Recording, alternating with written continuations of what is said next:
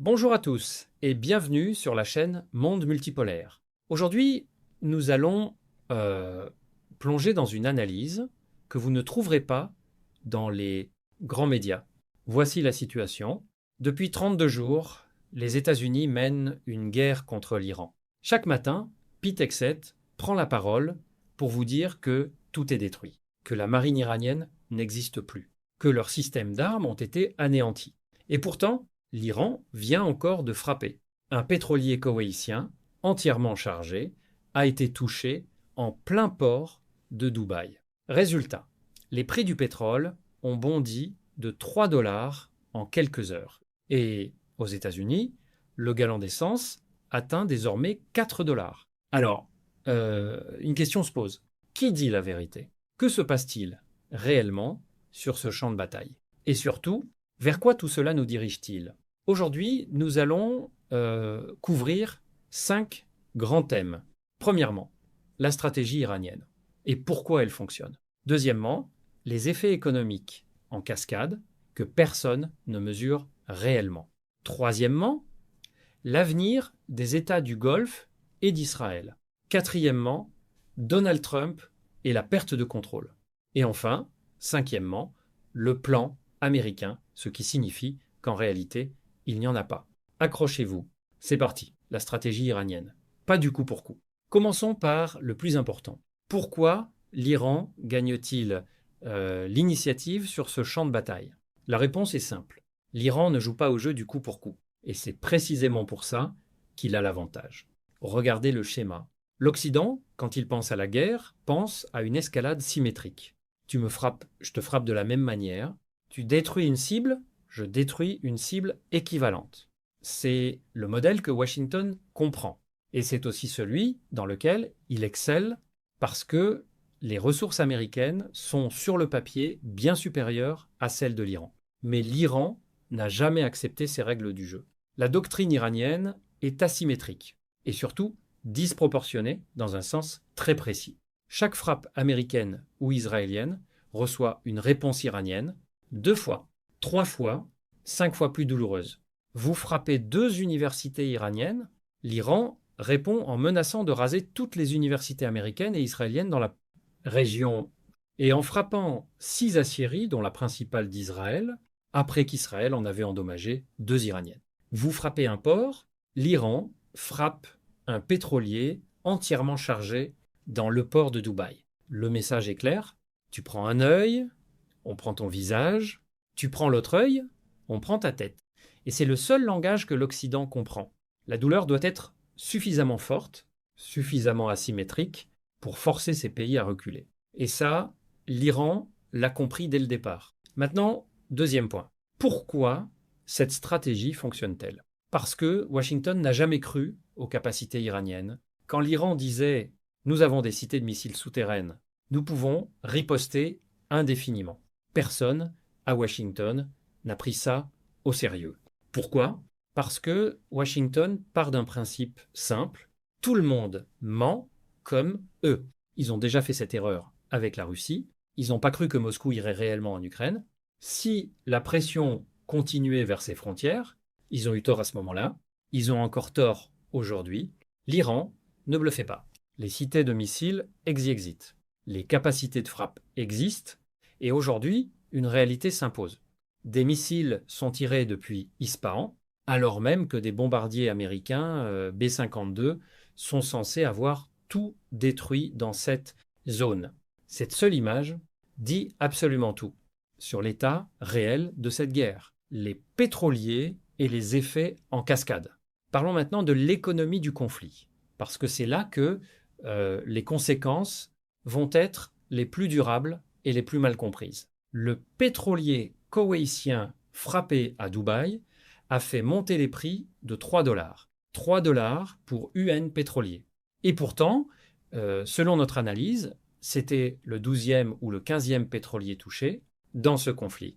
Pourquoi cette frappe-là a-t-elle déclenché une telle réaction alors que les autres ne l'avaient pas fait? La réponse tient en 2 mots. Biais de normalité. Les marchés, les gouvernements, les populations, tout le monde a une capacité extraordinaire. à nier ce qui se passe sous leurs yeux. Pendant un mois, des pétroliers étaient frappés. Les marchés s'adaptaient, minimisaient, continuaient, et puis, à un moment, la réalité perce.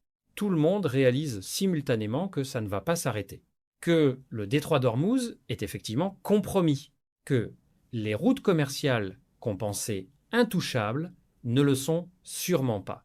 Ce réveil collectif, c'est ça, les 3 dollars en quelques heures. Mais ce n'est que la partie visible.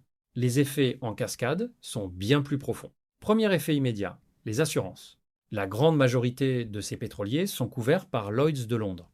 Et il faut être très clair sur ce qu'est une compagnie d'assurance. Son travail n'est pas de vous payer, mais de collecter des primes. Elle fera tout ce qu'elle peut pour ne pas vous rembourser. Mais à ce stade, elle ne peut pas ignorer les sinistres.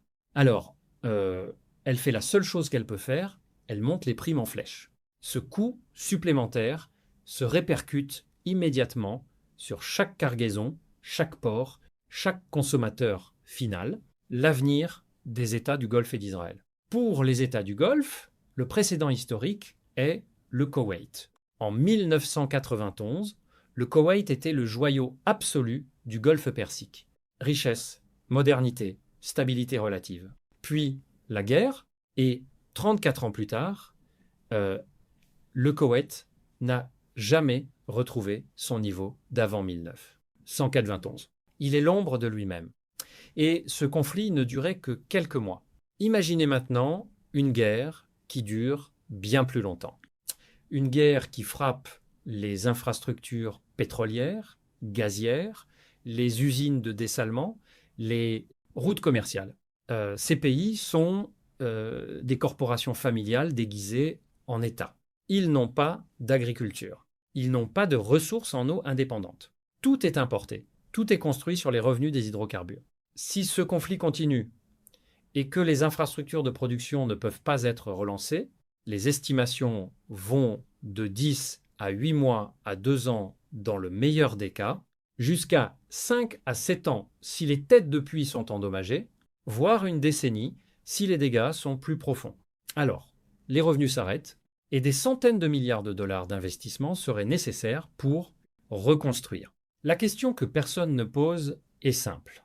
Les familles régnantes du Qatar, des Émirats, de Bahreïn, vont-elles vraiment vouloir réinjecter ces centaines de milliards dans des infrastructures qui ont déjà été détruites une fois, ou vont-elles prendre leurs avoirs massivement déposés dans des banques américaines et britanniques, et dont l'or est souvent à Fort Knox, et vivre sur ses réserves?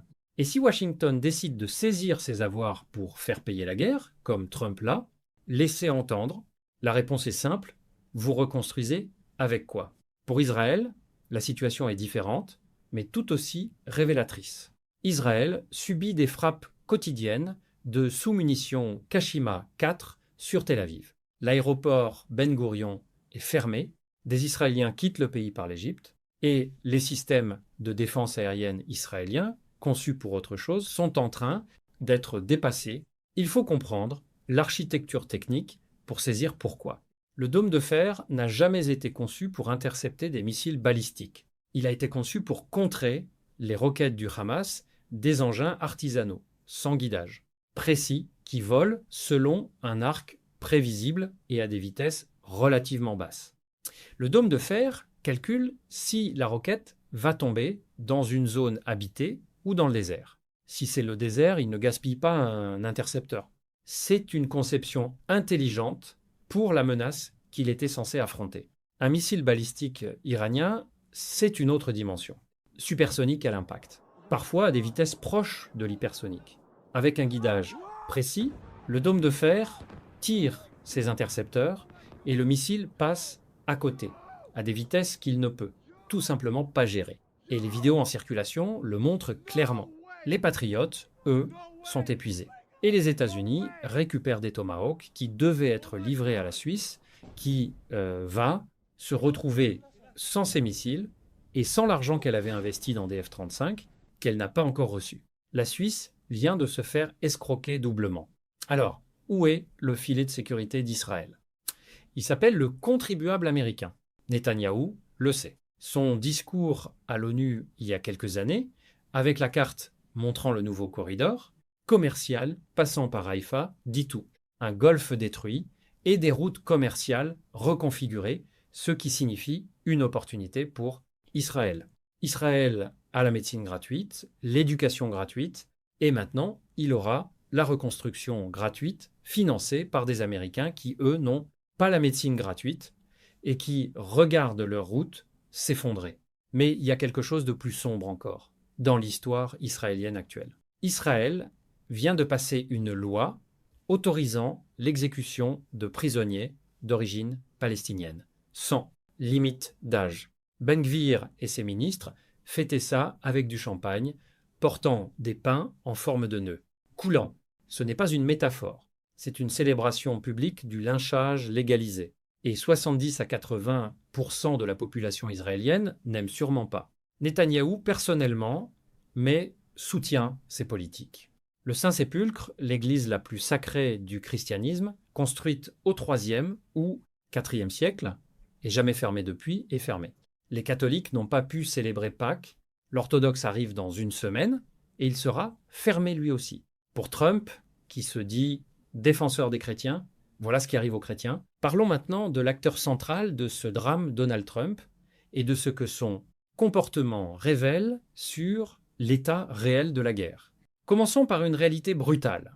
Les briefings de guerre quotidiens de Trump durent en moyenne 2 à 3 minutes. 2 à 3 minutes. Et ils consistent principalement en vidéos de l'armée américaine qui fait exploser des choses. Pas de bilan des pertes américaines, pas de dommages côté américain ou allié, pas d'analyse stratégique, juste des explosions et des déclarations triomphantes. Ce n'est pas de l'information, c'est de la propagande auto-administrée.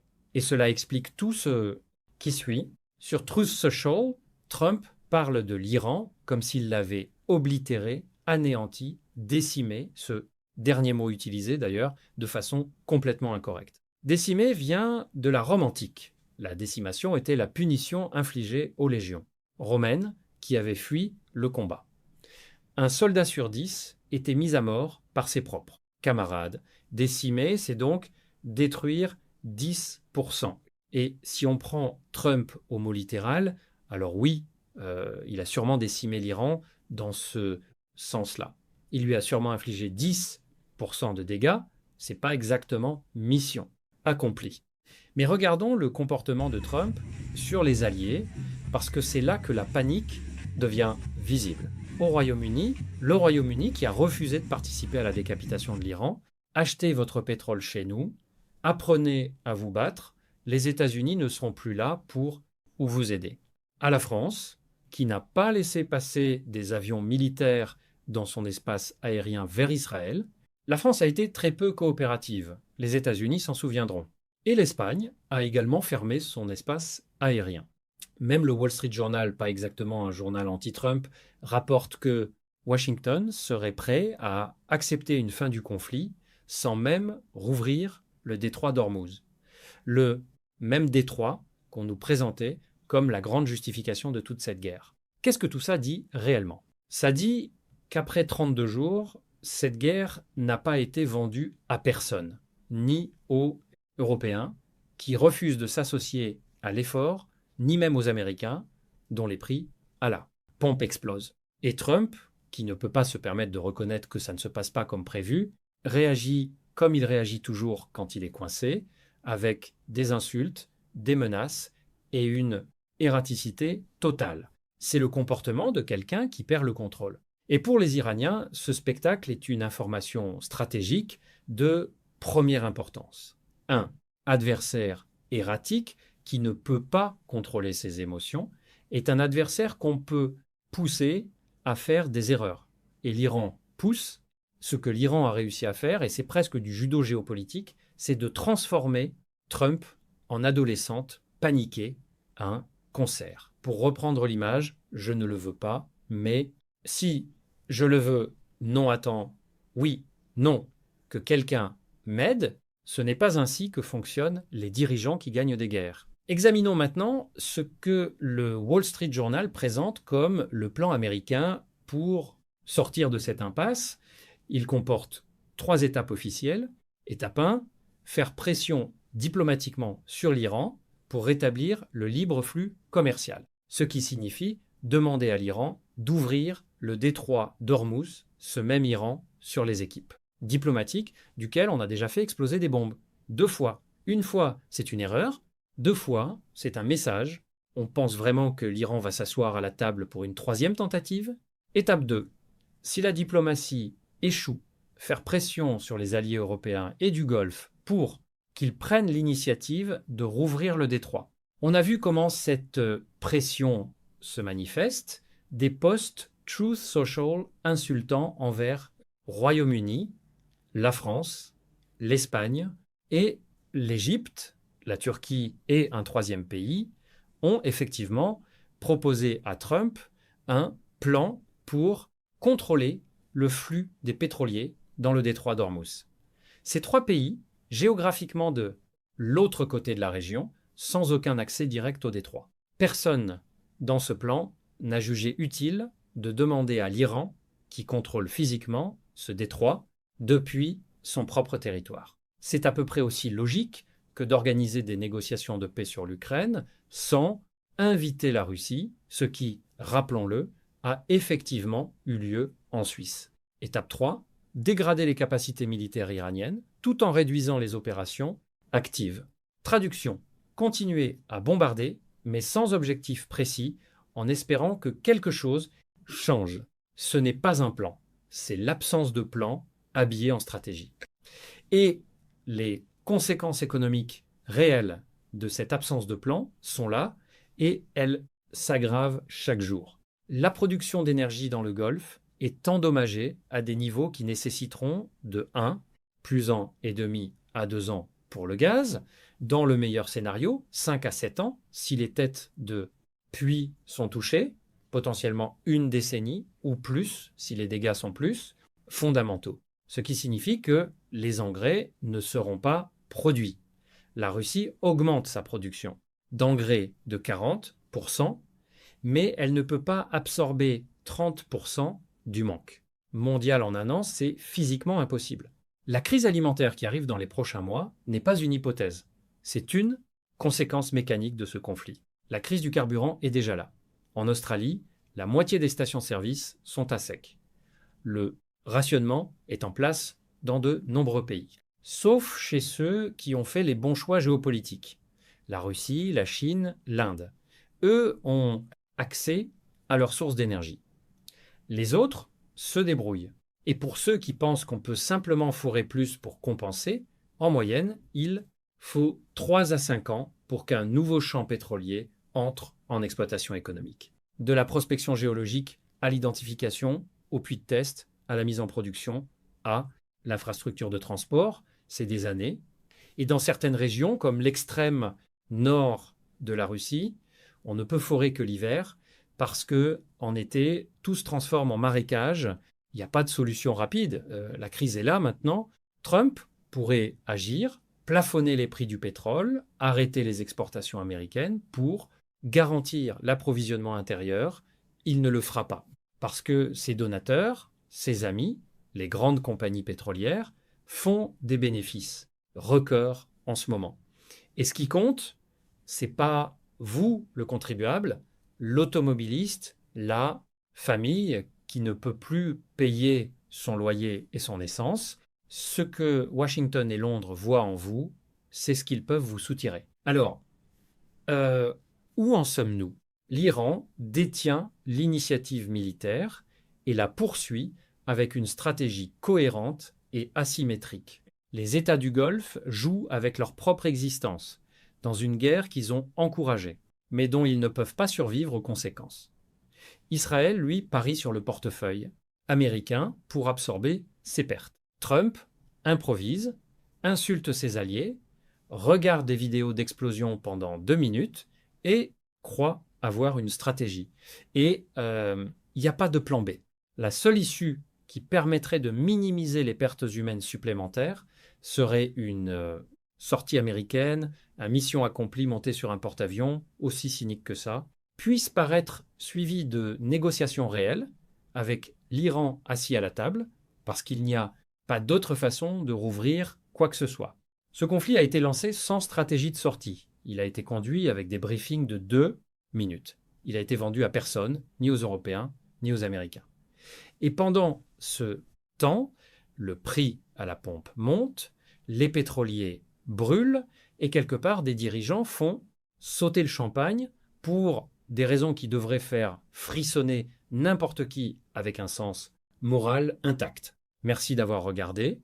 Si cette analyse vous a apporté quelque chose, appuyez sur le bouton j'aime, abonnez-vous et partagez avec quelqu'un qui mérite de savoir ce qui se passe. Vraiment, à bientôt.